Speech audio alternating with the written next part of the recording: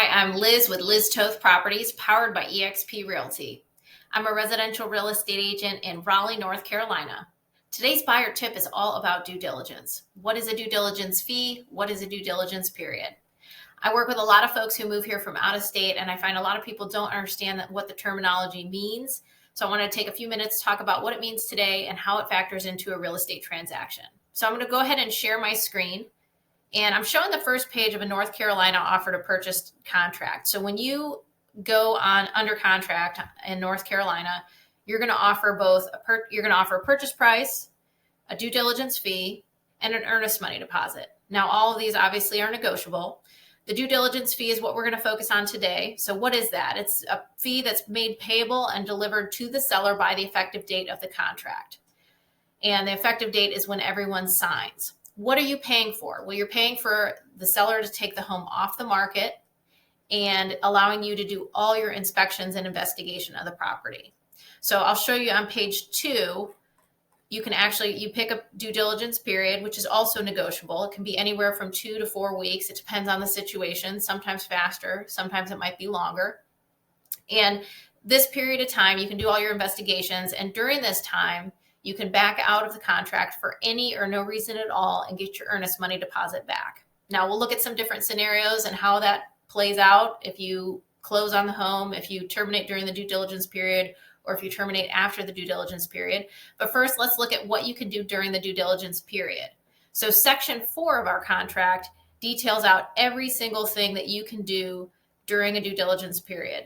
So you're strongly encouraged to do that, all your investigations during the due diligence period. So some of the things you can work on are getting your loan, getting the property appraised, doing all your investigation of the property, looking at the HOA restrictions and making sure you're okay with those, investigating property insurance, getting a property survey. So doing all the things you can to learn about the home that you are purchasing to make sure you still want to purchase it.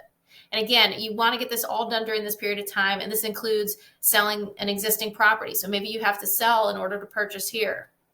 You want that to happen before the due diligence period ends as well.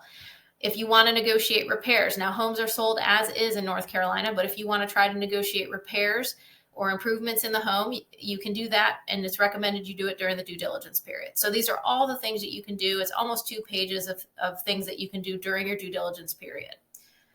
So it's due upon acceptance. You're going to pay amount of money and you're going to pay for a period of time. That seller is going to take the home off the market. They're going to deposit that check in their account. You can do all your inspections and research. You can try to negotiate repairs and you want to get your loan approval.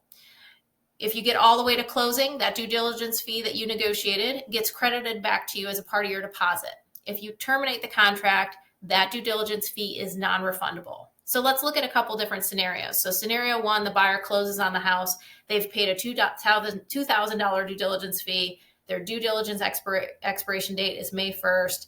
They did a $10,000 earnest money deposit and they close on June 1st. So they closed on the home, both their $2,000 due diligence fee and their $10,000 earnest money deposit came back to them and it was credited to them on the closing statement. In scenario 2, the buyer terminates during the due diligence period. So they were in their due diligence process. They terminated the contract on April 15th. So that's before the due diligence period expired. And so they lost that $2,000 due diligence fee. The seller got to keep that money.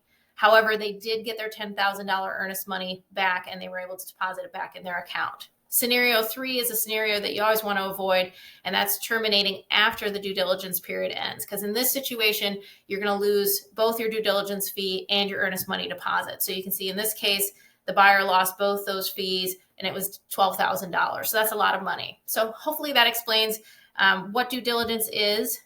And so I would say a couple of key things. 1, always know when that due diligence period expires. And 2, make sure you're keeping up with everything. And your agent can help you with that. But make sure you're keeping up with your inspections and working on your loan and things like that during that period of time.